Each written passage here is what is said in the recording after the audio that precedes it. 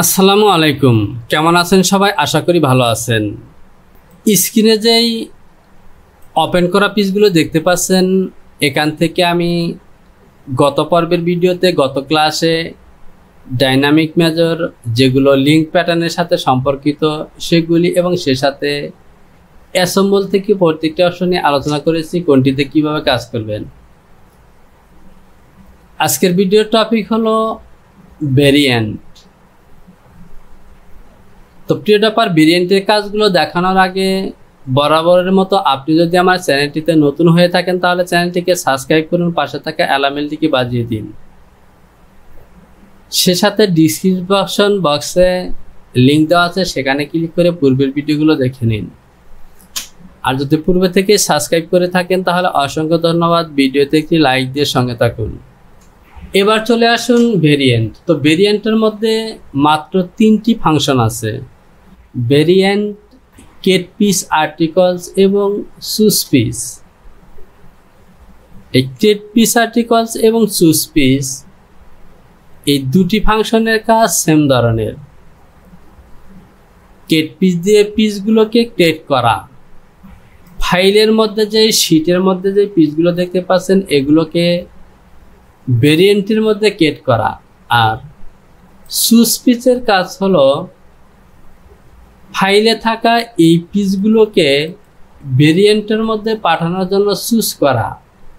তো মূলত একই ধরনের কাজ করে। তো চলুন আমরা কাজ করলেই বুঝতে পারবো। আমি এই পিসগুলোকে ডিলিট করে দিলাম।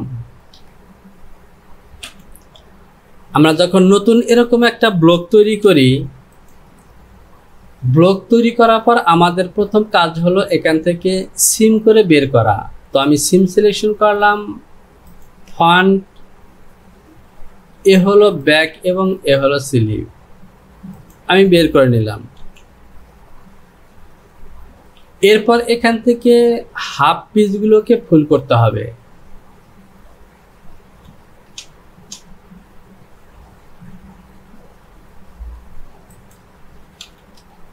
এরপর এভাবে সিলেকশন করব এবং এখান থেকে প্রয়োজনীয় সিম অ্যালাউন্স আমরা দিয়ে দিব প্রত্যেকটি পিসের মধ্যে। আমি সবগুলো সিলেকশন করে বেসিক যে অ্যালাউন্স থাকে সেটি দিলাম। এরপর হেম পজিশনে হেমিংয়ের জন্য অ্যালাউন্স দেব 0.75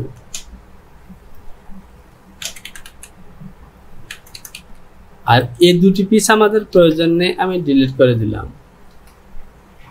এই পিসের মধ্যে সিম করা সঠিক হয়নি, আমি এটিকে ডিলিট করে দিলাম, আবারও সিম করব। সিম সিলেকশন করলাম এবং এ হলো আমার ব্যাক।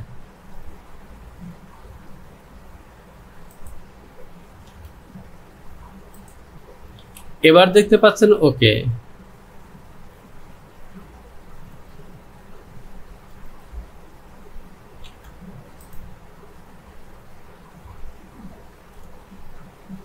আমি হেম পজিশনের অ্যালাউন্সটি দিয়ে দিই।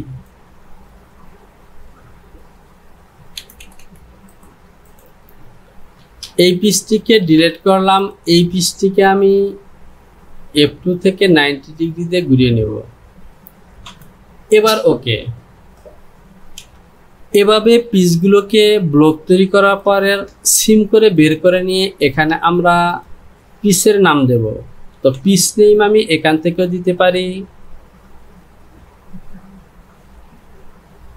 অথবা আমি ভেরিয়েন্টের মধ্যে গিয়েও পিসের নাম দিতে পারি।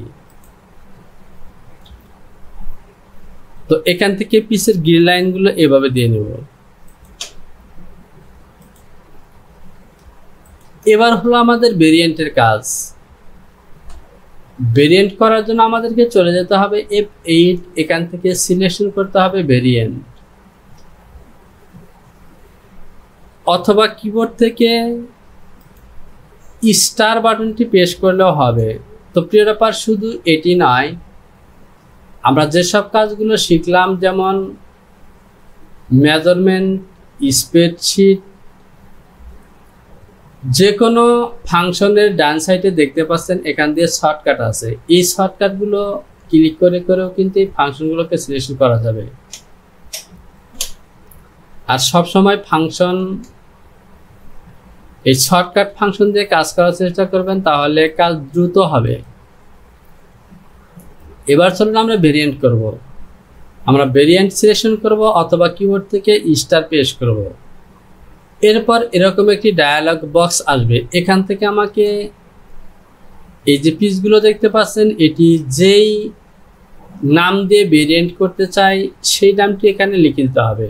তো সাধারণত আমরা ভেরিয়েন্টে স্টাইল নম্বরটি দিয়ে থাকি। আমি এখানে টাইপ করব GTS1, এন্টার প্রেস করলাম, তাহলে এরকম একটি ঘর আসবে। এবার আমাকে মিনিমাইজ দেখতে পাচ্ছেন, -A পয়েন্টে ক্লিক করে এই মেসেজ বক্সটিকে মিনিমাইজ করে রাখতে হবে। তো আমি এখানে ক্লিক করলাম, তো দেখতে পাচ্ছেন মিনিমাইজ হয়ে গেছে। এবার আমি চলে যাব গেট পিস আর্টিকলস এবং পিসের মধ্যে ক্লিক করব। এ হলো আমার ফন্ট, এ হলো আমার ব্যাক এবং এ হলো স্লিপ। আর এই যে পিসগুলো কালার হয়ে গেছে, এই কালার হওয়ার জন্য একটি ফাংশন আছে, তা হলো ডিসপ্লে থেকে এফ টাইপ। আমি যদি এই টিকটি উঠিয়ে দিই তাহলে কিন্তু এই কালারটি থাকবে না। আর এই কালারটি করার জন্য ডিসপ্লে থেকে এই ফাংশনটিকে টিক দিয়ে দিতে হবে।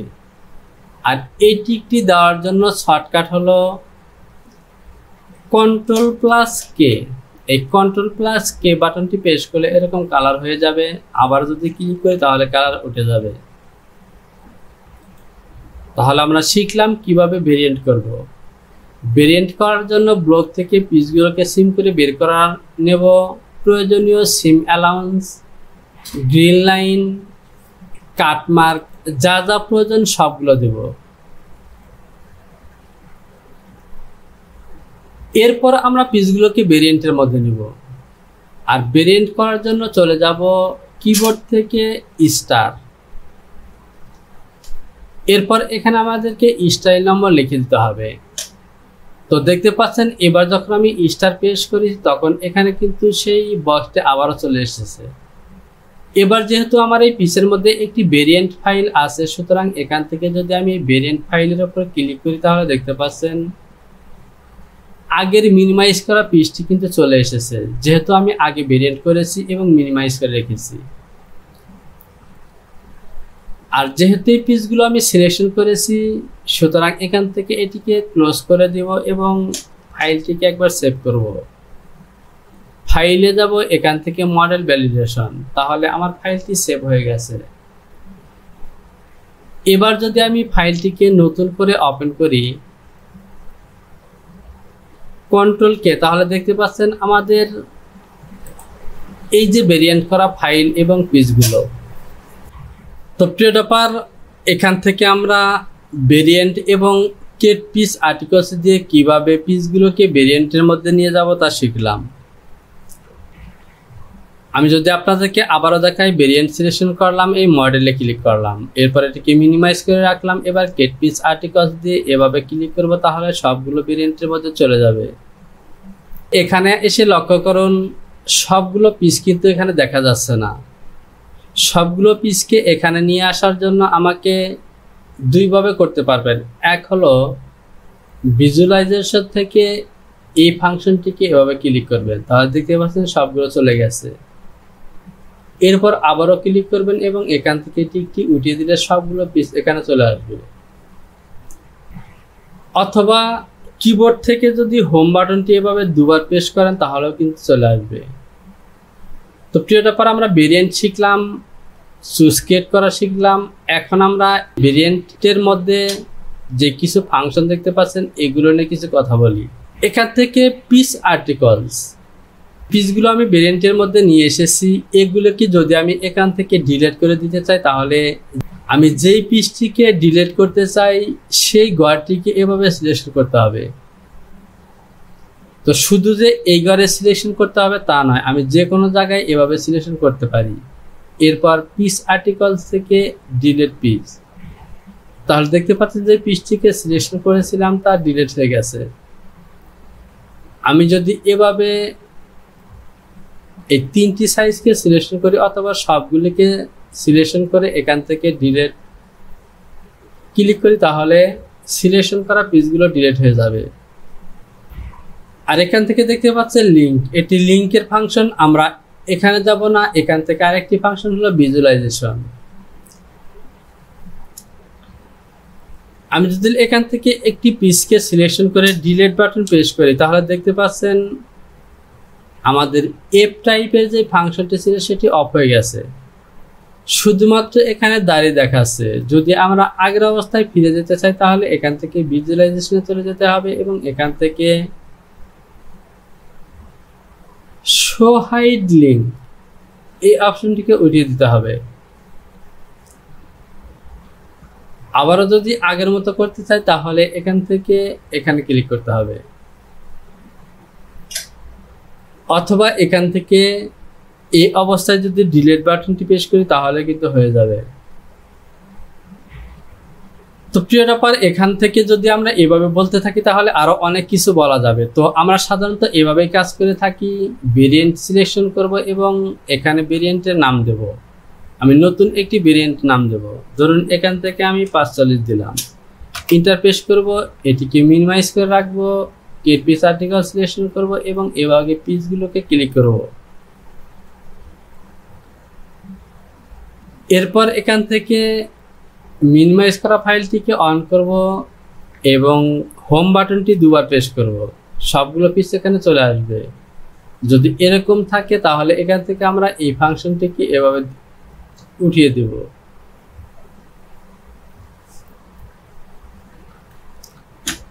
এবার যদি আমরা চাই এখান থেকে এই যে কমেন্টস আছে এই কমেন্টসের ঘরে আমরা এই পিস নেমগুলো দিয়ে দিতে পারবো।